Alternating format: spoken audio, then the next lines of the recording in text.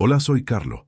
Mis dos hijos, Ricardo y Elena, por quienes sacrifiqué hasta el último centavo y mis mejores años, me convencieron de que lo mejor para mí era un asilo. Me dejaron allí creyendo que yo era un anciano pobre y sin recursos, una carga que ya no querían soportar. El eco de mis pasos en ese pasillo estéril fue el sonido más solitario que he escuchado en mi vida. Es una herida que no se ve, pero que pesa más que cualquier otra cosa. ¿Alguna vez te has sentido completamente invisible para las personas que más deberías importarles? Antes de contarte el día exacto en que sus máscaras cayeron y descubrí la verdadera profundidad de su codicia, déjame un comentario diciendo desde qué ciudad me estás viendo y si estas historias te tocan el corazón, suscríbete al canal. Créeme, no querrás perderte lo que sucede cuando un padre, que lo ha dado todo, se da cuenta de que su dignidad vale mucho más que el apellido que comparte con sus hijos. La verdadera justicia, a veces, no hace ruido, pero lo cambia todo para siempre. Todo comenzó en mi pequeño apartamento, ese lugar que mis hijos llamaban deprimente. Los muebles eran viejos, sí, pero cada uno guardaba un recuerdo de mi esposa, de cuando éramos una familia de verdad. Pasaba los días sentado en el mismo sillón gastado, esperando una llamada que casi nunca llegaba. «Papá, estamos muy ocupados», decía Ricardo. «Te llamo luego», prometía Elena, pero ese luego nunca se materializaba.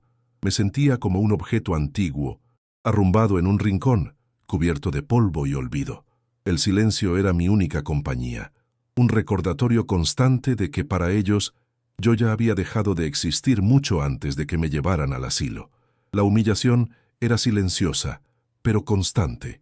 Se manifestaba en las excusas baratas para no llevarme al médico, en las quejas veladas sobre el costo de mis medicinas. Recuerdo una vez que Ricardo vino de visita. Duró apenas 10 minutos. Miró mi refrigerador casi vacío y en lugar de ofrecerse a comprar algo, dijo con un suspiro: «Papá, tienes que administrarte mejor, la pensión no da para más». No sabía que yo había financiado la entrada de su casa y el capital inicial de su negocio. En ese momento entendí que mi valor para él se había agotado junto con el dinero que creía que yo ya no tenía. Era una transacción que había llegado a su fin. Mi hija Elena, por otro lado, jugaba el papel de la hija culpable. A veces lloraba por teléfono, diciendo lo mucho que me extrañaba, pero sus acciones decían lo contrario. Su esposo, Marcos, era el que movía los hilos. Podía escucharlo de fondo en sus llamadas, susurrándole que no podían hacerse cargo de mí, que sus propias vidas y su estatus social eran la prioridad. La culpa de Elena era una fachada, una forma de sentirse mejor consigo misma, mientras permitía que su esposo la convenciera de que abandonarme era un acto de necesidad, no de crueldad. Cada «te quiero, papá» se sentía como una espina, una mentira piadosa que dolía más que la honestidad brutal de su hermano. La idea del asilo fue presentada como un acto de amor. Una tarde vinieron los dos juntos, algo que no sucedía en años. Se sentaron en el sofá frente a mí con sonrisas ensayadas. «Papá, hemos encontrado un lugar maravilloso para ti», dijo Elena con los ojos brillantes de lágrimas fingidas. «Estarás con gente de tu edad, bien atendido, no te faltará de nada». Ricardo añadió con su habitual tono práctico: «Es la solución más lógica para todos». No me estaban preguntando, me estaban informando. En sus ojos no vi preocupación, sino alivio. El alivio de deshacerse de un problema, de un mueble viejo que ya no encajaba en sus vidas perfectas y ocupadas.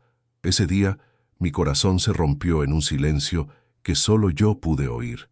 El día que me llevaron fue un viaje silencioso, roto solo por los comentarios forzados de Elena sobre lo soleado que estaba el día, como si el buen tiempo pudiera maquillar la fealdad de lo que estaban haciendo.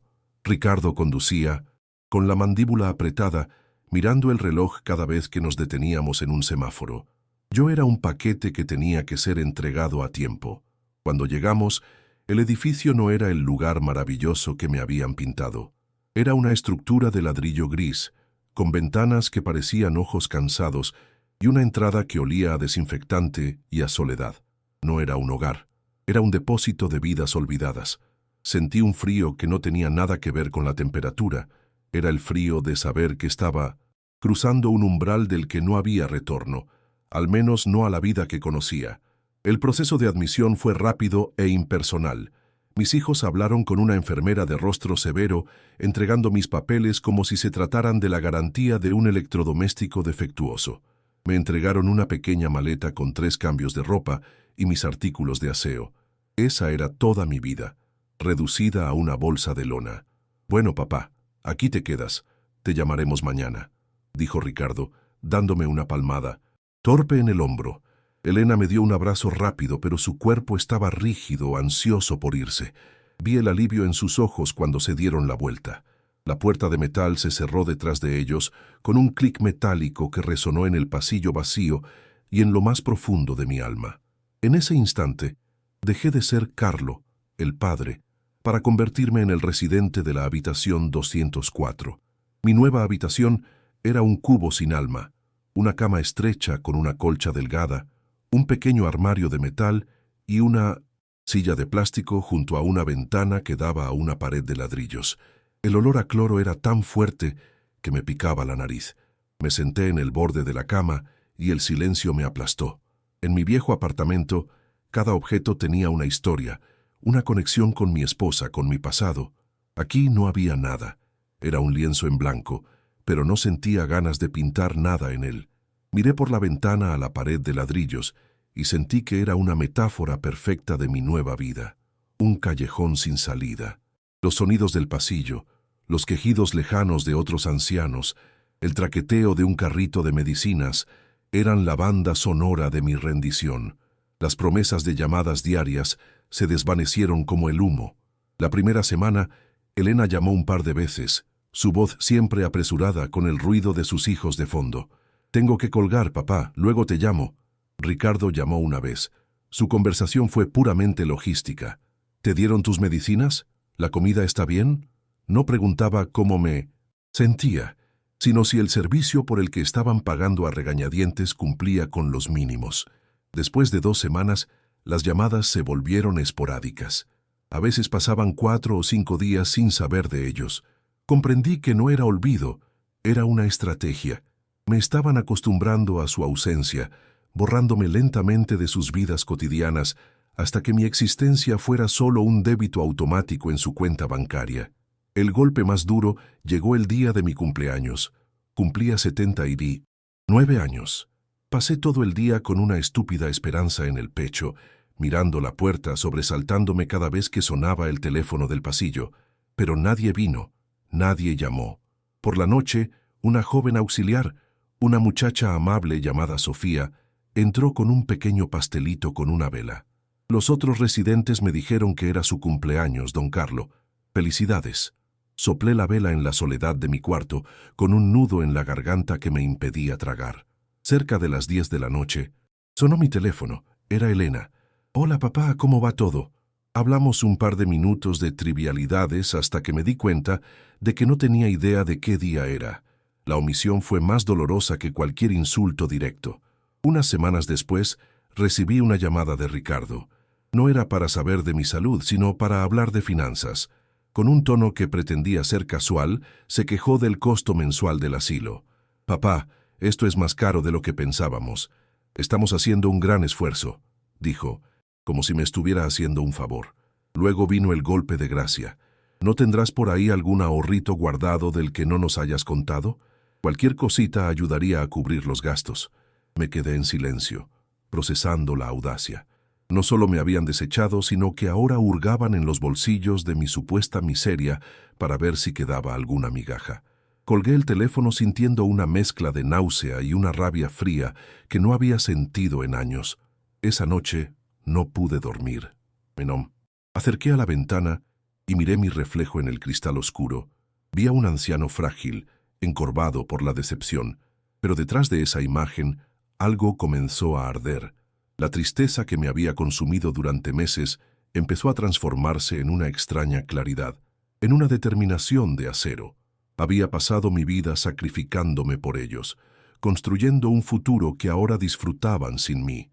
Mi pobreza había sido la prueba definitiva y ellos la habían fallado de la manera más espectacular. En ese Momento. Decidí que el juego no había terminado. Si querían creer que yo era un viejo indefenso y sin un centavo, los dejaría. Dejaría que su codicia y su desdén crecieran sin control. Iba a darles toda la cuerda que necesitaran para ahorcarse con ella. Mi plan no era de venganza, al menos no al principio. Era un mecanismo de supervivencia. Empecé a documentar cada llamada omitida, cada excusa, cada pequeña humillación. Me hice amigo de Sofía, la joven auxiliar. Ella, sin saber nada de mi vida, me trataba con un respeto que mis propios hijos me negaban. Me traía periódicos viejos y hablábamos de noticias, de deportes, de cualquier cosa que me hiciera sentir parte del mundo exterior. En el asilo, aprendí a observar, a ser paciente. Me convertí en una sombra en mi propia vida, esperando el momento adecuado. Mi tristeza se había solidificado en una especie de armadura fría. Ya no sentía el dolor agudo de la traición, sino el peso sordo de una verdad que solo yo conocía. Y esa verdad era mi única arma. La dinámica de la humillación se volvió más descarada. Una tarde, Elena me llamó llorando porque su hijo menor no había sido aceptado en un campamento de verano carísimo. Se lamentaba del dinero, de lo injusta que era la vida.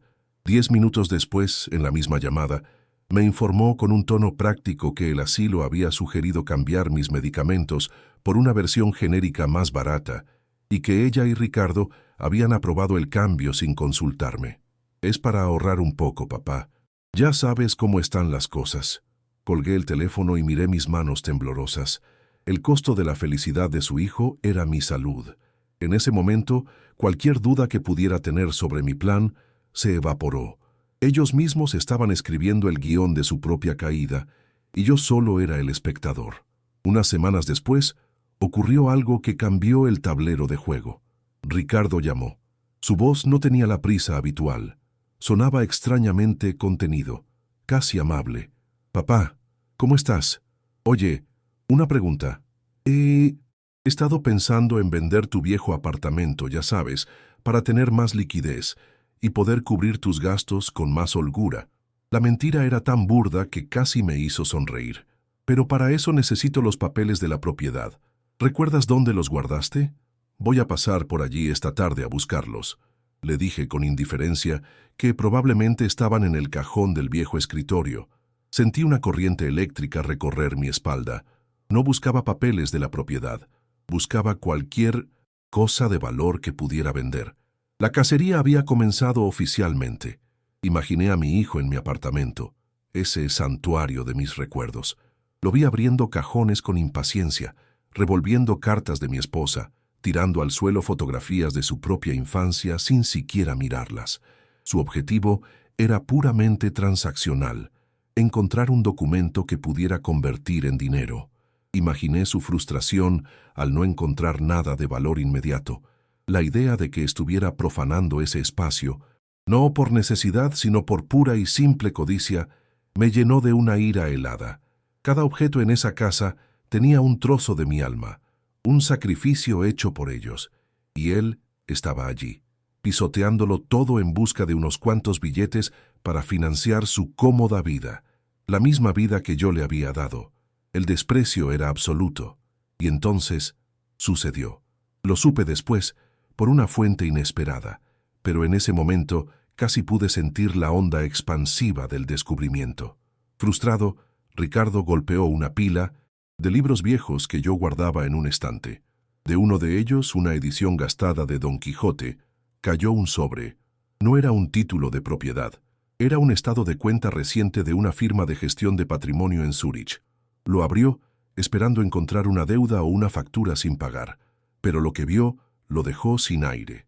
Un número con tantos ceros que al principio pensó que era un error de imprenta. El nombre en la cuenta era el mío, Carlo Vargas. El castillo de naipes de su narrativa, La Sansen, del padre pobre y desvalido, se derrumbó en un instante.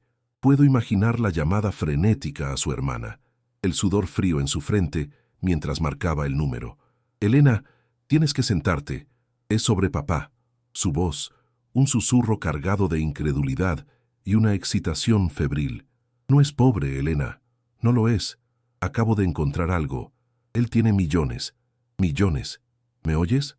Puedo visualizar la confusión de Elena, su negación inicial, y luego el silencio mientras la monstruosa verdad se asentaba. Su padre, el hombre al que habían arrumbado en un asilo para no gastar en él, era millonario. La culpa, el remordimiento y la vergüenza debieron durar un nanosegundo, inmediatamente aplastados por la avalancha de una sola emoción: la codicia. El problema no era cómo sacar a su padre del asilo, sino cómo poner sus manos en ese dinero. A la mañana siguiente, la primera salva de la nueva guerra llegó a mi puerta.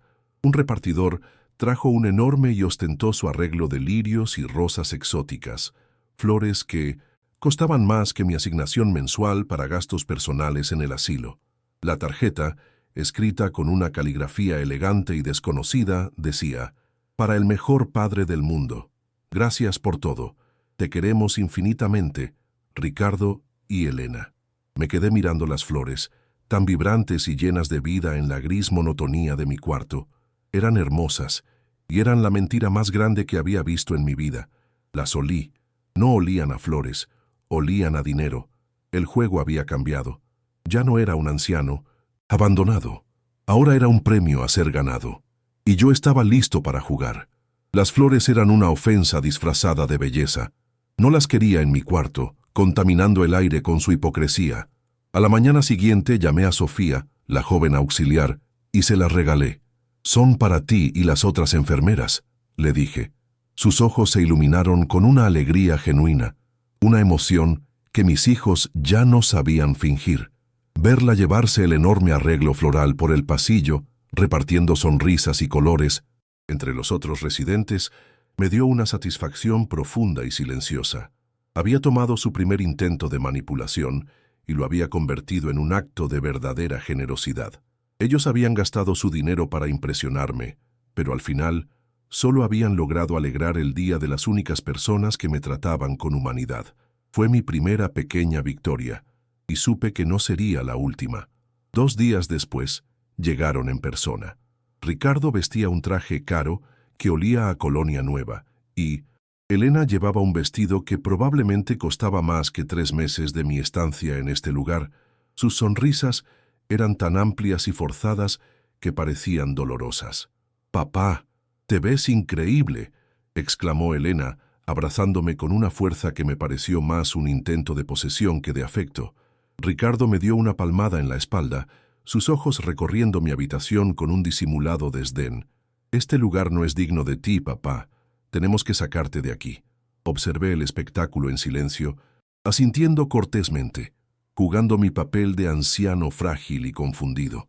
Cada palabra, cada gesto, era una pieza más en el rompecabezas de su avaricia, y yo estaba memorizando el patrón con una claridad escalofriante.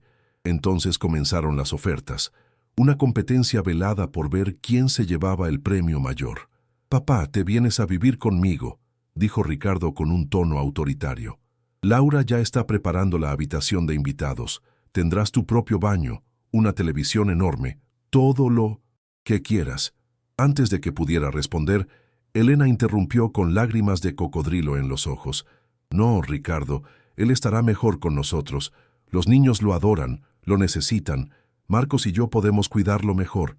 Se miraron con una hostilidad apenas contenida. Era grotesco. Hacía menos de un mes se habían puesto de acuerdo para abandonarme aquí, y ahora se peleaban por mí como si fuera el último billete de lotería. Les dije que era una decisión muy importante, que necesitaba tiempo para pensar. El tiempo era mi aliado, y su desesperación mi entretenimiento. Los días siguientes fueron un desfile de regalos absurdos. Un día llegó una caja con los quesos y embutidos más finos de Europa, como si de repente me hubiera convertido en un gourmet. Otro día, un suéter de cachemira tan suave que parecía ridículo en el entorno austero del asilo. Incluso intentaron instalar una cafetera de expreso de última generación en mi mesita de noche. Acepté todo con una gratitud tranquila y serena que los desconcertaba. Esperaban que me deshiciera en halagos, que cayera rendido ante su repentina generosidad, pero mi calma los ponía nerviosos. Compartía los manjares con los otros residentes y le regalé el suéter a un anciano que siempre se quejaba del frío. Sus regalos, sus intentos de comprar mi perdón, se disolvían en la comunidad, perdiendo todo su poder sobre mí. Finalmente, Ricardo no pudo aguantar más la farsa y abordó el tema que realmente le importaba, aunque lo disfrazó de preocupación filial. Durante una de sus visitas se sentó al borde de mi cama, bajó la voz y adoptó una expresión seria. Papá, Elena y yo hemos estado hablando. Ese dinero que tienes es una gran responsabilidad. Hay mucha gente mala en el mundo, estafadores que se aprovechan de personas como tú. Hizo una pausa dramática. No tienes que preocuparte por nada. Nosotros podemos ayudarte a administrarlo, a invertirlo sabiamente para que no te falte nada. La audacia era monumental. Me ofrecía protegerme de los buitres, sin darse cuenta de que el buitre más grande era él. Lo miré fijamente y sonreí por dentro. Decidí añadir un poco de leña al fuego de su ansiedad. Con un suspiro que fingía cansancio, le respondí: agradezco tu preocupación, hijo, de verdad, pero no tienes que inquietarte. Mi viejo amigo, el abogado que manejó la venta de las patentes hace tantos años, se ha estado encargando de todo. Es un hombre de mi más absoluta confianza, casi como un hermano para mí. Vi un destello de pánico en los ojos de Ricardo. Un abogado, un tercero desconocido que tenía acceso a la fortuna. Su rostro palideció ligeramente.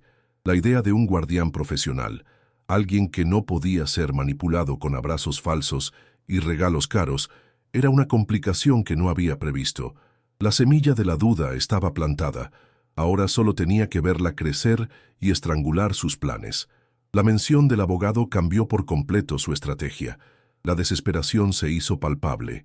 2 días después me llamaron juntos por altavoz. Su tono era solemne, casi ceremonial. «Papá», comenzó Elena, «hemos pensado que hace mucho que no celebramos algo todos juntos, como una verdadera familia. Queremos invitarte a cenar el sábado por la noche, en La Cúpula, el mejor restaurante de la ciudad, para honrarte, para celebrar que estás bien». Ricardo añadió: «Será una noche especial, papá, para hablar del futuro, de nuestros planes como familia». Lo supe en ese instante. Aquella cena no era una celebración, era una emboscada. Era su último intento desesperado por acorralarme y presentarme su plan para tomar el control. Acepté con una calma que los dejó sin palabras. Me encantaría, hijos. Será una noche inolvidable. Y sabía, con total certeza, que lo sería. El sábado por la noche, Ricardo me recogió en un auto que olía a cuero nuevo y a pretensión. Elena ya estaba dentro, sonriendo con una tensión que no llegaba a sus ojos. El restaurante, La Cúpula, era un lugar sacado de una película. Candelabros de cristal, camareros que se movían como sombras silenciosas y una vista panorámica de la ciudad que parecía burlarse de la oscuridad que se cernía sobre nuestra mesa. Me sentaron en la cabecera, como un rey a punto de ser destronado o, en su caso, saqueado. Yo, con mi viejo traje de los domingos, me sentía como un actor en una obra equivocada, pero conocía mi papel a la perfección, el del anciano agradecido y conmovido que estaba a punto de caer en su trampa. La atmósfera era pesada, cargada con el peso de lo no dicho. La cena comenzó con una actuación digna de un premio.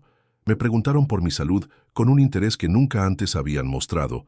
Elogiaron mi fortaleza y recordaron anécdotas falsamente emotivas de una infancia que parecían haber inventado en ese mismo instante. Elena no paraba de retocar su maquillaje, mientras Ricardo llenaba mi copa de un vino carísimo, explicando sus notas y su origen como si eso pudiera comprar mi confianza. Marcos, el esposo de Elena, asentía a todo, con la mirada calculadora de un tiburón que huele sangre en el agua. Yo comía despacio, saboreando no solo la comida, sino también la ironía de la situación. Estaba siendo agasajado por los mismos buitres que, semanas atrás, se quejaban del costo de mis medicinas genéricas. Cada bocado era un recordatorio de su hipocresía. Después del plato principal, Ricardo se aclaró la garganta, dando inicio al verdadero propósito de la noche. «Papá», dijo con una seriedad ensayada, «nos has dado tanto en la vida. Ahora es nuestro turno de cuidarte. Ese dinero es una gran bendición, pero también un riesgo enorme. Queremos protegerte, proteger tu legado. Marcos intervino con su tono de experto financiero de pacotilla. Hemos consultado con asesores. Lo más seguro sería crear un fideicomiso familiar. De esa manera, tus activos estarían blindados y nosotros podríamos administrar las inversiones para garantizar tu bienestar y el futuro de todos. Me miraban con una expectación ansiosa, como si esperaran que me deshiciera en lágrimas de gratitud por su magnánima oferta de tomar el control de todo lo que tenía. Elena puso la mano sobre la mía, su piel fría a pesar del cálido ambiente del restaurante. Sus ojos se llenaron de lágrimas, esta vez con una actuación magistral. Piénsalo, papá. Seríamos una familia unida de nuevo, manejando todo juntos. Para los nietos, para el futuro. No queremos que te preocupes por nada, solo que disfrutes. Permítenos hacer esto por ti, por nosotros. La propuesta estaba sobre la mesa, envuelta en papel de regalo de amor filial y preocupación. Un fideicomiso controlado por ellos. Era la jugada final, el jaque mate con el que creían que ganarían la partida. Me quedé en silencio por un largo momento, dejando que su esperanza creciera en el aire espeso, saboreando el poder de mi pausa. Dejé que se deleitaran con su supuesta victoria inminente. Finalmente, tomé un sorbo de agua. Dejé el vaso sobre la mesa con un suave clic y los miré a los tres, uno por uno. Les agradezco la preocupación, dije, mi voz tranquila y firme, cortando la tensión como un cuchillo. Saqué una carpeta de cuero gastado de mi viejo maletín y la puse sobre la mesa. Pero ya he tomado mis propias decisiones. Abrí la carpeta.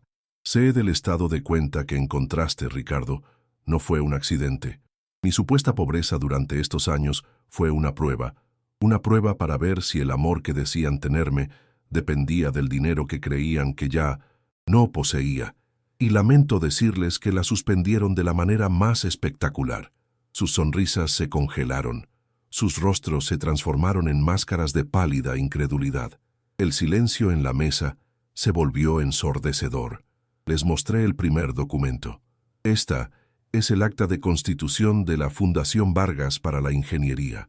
El 90% de mi patrimonio será transferido a esta fundación para becar a jóvenes talentosos de familias humildes, jóvenes como yo lo fui alguna vez, que tienen sueños pero no recursos. Luego saqué otro papel. El 10% restante, junto con el apartamento, será donado para renovar y mejorar las instalaciones del asilo donde ustedes me dejaron, para que los residentes que no tienen a nadie que finja quererlos puedan tener una vejez un poco más digna.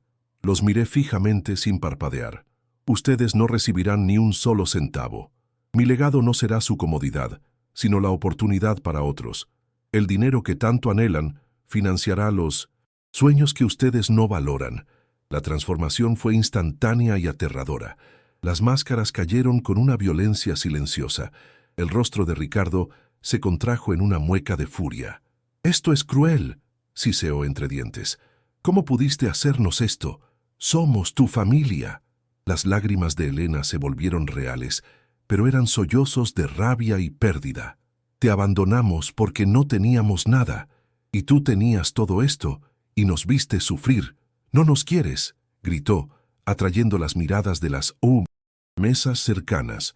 Marcos estaba mudo, pálido, con la boca entreabierta, viendo cómo millones de dólares se evaporaban frente a sus ojos. Me levanté lentamente, saqué un fajo de billetes del bolsillo y lo dejé sobre la mesa para cubrir la cuenta con creces. «Se equivocan», dije mirándolos por última vez. «Sí, los quise, pero el precio de su compañía es demasiado alto». Me di la vuelta y salí del restaurante, dejándolos en medio de las ruinas de su propia codicia.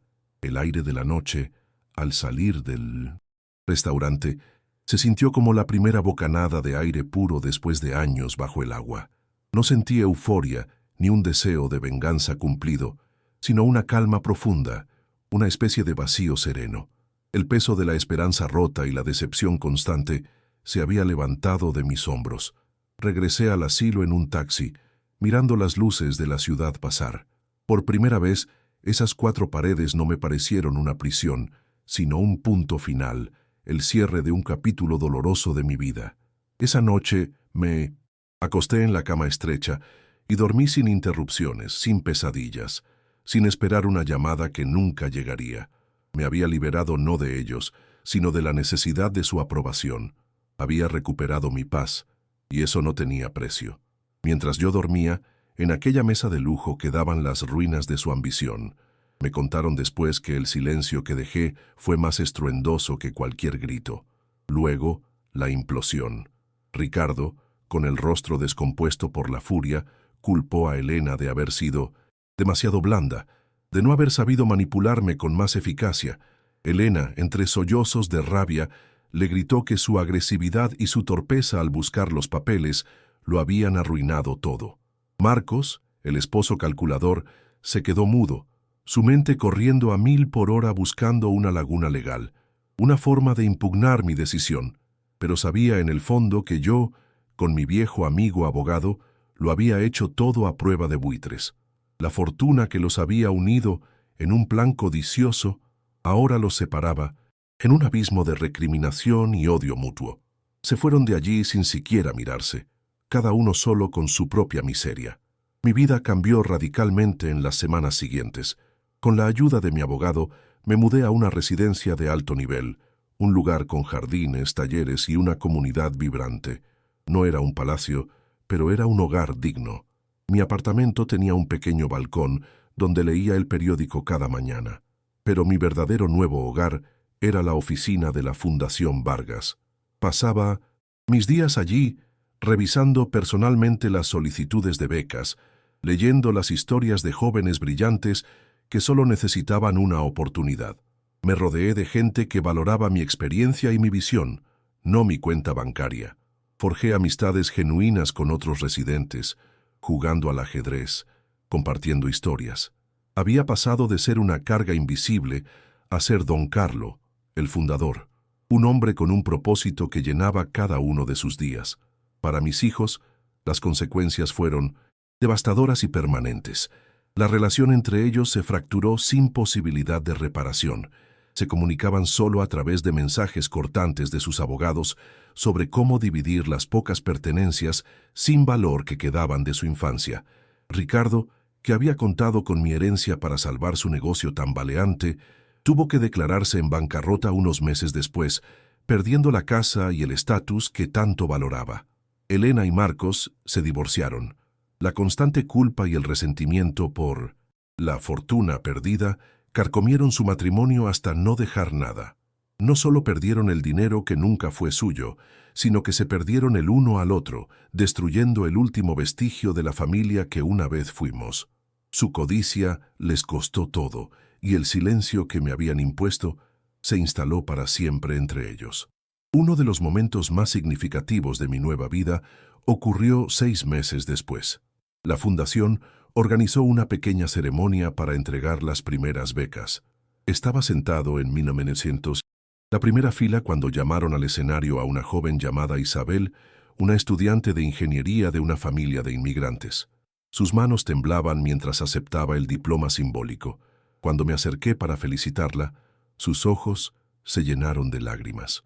«Usted no solo me ha dado dinero, don Carlo», me dijo con la voz quebrada. «Me ha dado la oportunidad de demostrarle a mi familia que sus sacrificios valieron la pena». En ese instante entendí que mi decisión no había sido un acto de castigo, sino de creación. Estaba usando mi legado no para cerrar puertas, sino para abrir futuros, para construir algo duradero a partir de las cenizas de mi propia decepción. Hoy, desde el balcón de mi apartamento, a menudo miro el atardecer y no siento amargura.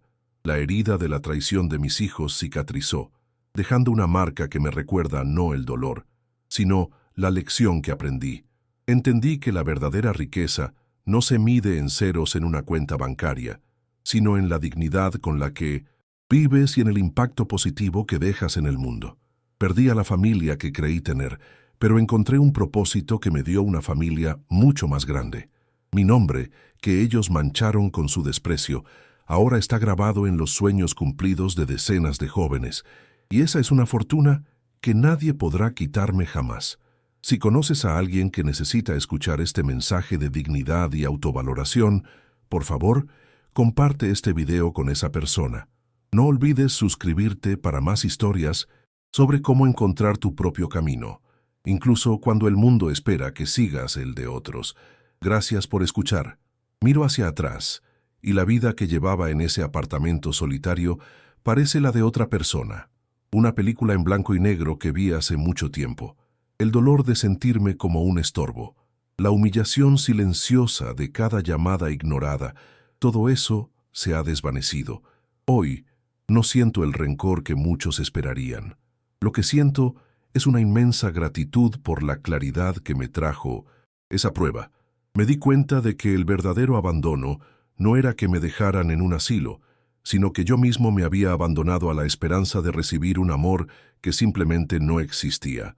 Al quitarles el poder de definirme, de valorarme según su conveniencia, me encontré a mí mismo de nuevo. Esa última cena no fue el final de mi familia, fue el principio de mi vida. Mi verdadero legado no está en una cuenta bancaria, sino en los rostros de los jóvenes que apoya la fundación. A veces asisto a sus presentaciones de proyectos y veo en sus ojos ese brillo de ambición y esperanza que yo tuve una vez. El dinero que mis hijos veían como un boleto para una vida de lujos, yo lo veo como miles de boletos para que otros puedan empezar la suya. Es una alquimia extraña y maravillosa, transformar la codicia en oportunidad, el desprecio en inspiración. Cada beca que firmamos es un ladrillo más en un edificio que ellos nunca podrán ver porque está construido con materiales que no conocen. Generosidad, empatía y la creencia de que el talento merece una oportunidad, sin importar de dónde venga. Ese es el único patrimonio que me interesa dejar. Nunca volví a saber de ellos directamente, pero las noticias viajan. Su alianza, forjada en la codicia, se disolvió en la acidez del fracaso. Se culparon mutuamente, hasta que no quedó nada que decir. Ricardo perdió su negocio y el estilo de vida que tanto le importaba. Elena y Marcos se separaron, su matrimonio incapaz de soportar el peso de lo que habían perdido y, sobre todo, de lo que habían demostrado ser. No siento alegría por su desgracia, solo una profunda lástima. Construyeron sus vidas sobre cimientos de arena, y mi fortuna fue la tormenta que se lo llevó todo. Su mayor castigo no fue perder el dinero, sino tener que vivir para siempre con el conocimiento de quiénes son en realidad cuando creen que nadie los está mirando. Hace unas semanas recibí una carta escrita a mano. Era de Isabel, la primera estudiante que recibió la beca completa. Me contaba que se había graduado con honores y que había conseguido un trabajo en una de las mejores firmas de ingeniería del país. Adjuntaba una foto de ella con sus padres el día de la graduación. La sonrisa de su padre, un obrero de la construcción, lo decía todo. Me escribió: «Usted no me dio una beca, don Carlo. Me devolvió la fe en que el esfuerzo tiene recompensa». Guardé esa carta en el mismo cajón donde una vez guardé los papeles de la fortuna. Esa hoja de papel, con su caligrafía imperfecta y sus manchas de lágrimas de alegría, vale infinitamente más que cualquier estado de cuenta de un banco suizo. Al final, uno aprende que la familia no es una obligación que impone la sangre, sino un privilegio que se gana con el respeto y el cariño sincero. El dinero no corrompió a mis hijos, simplemente iluminó la oscuridad que ya llevaban dentro. Mi historia no es una de venganza, sino de liberación. Es la prueba de que nunca es tarde para reclamar tu dignidad, para reescribir tu propio final y para decidir quién merece un lugar en tu vida. Perdí a la familia que creí tener, pero encontré mi verdadero valor en el proceso y aprendí la lección más importante de todas. La riqueza no te compra el amor, solo te revela, con una claridad brutal, quién es digno de recibir el tuyo. Si conoces a alguien que necesita escuchar este mensaje de dignidad y autovaloración, por favor, comparte esta historia con esa persona. No olvides suscribirte para encontrar más relatos sobre cómo forjar tu propio camino, incluso cuando la vida te presenta los desafíos más difíciles. Gracias por haberme acompañado hasta el final, y recuerda siempre que tu valor no lo define nadie más que tú mismo.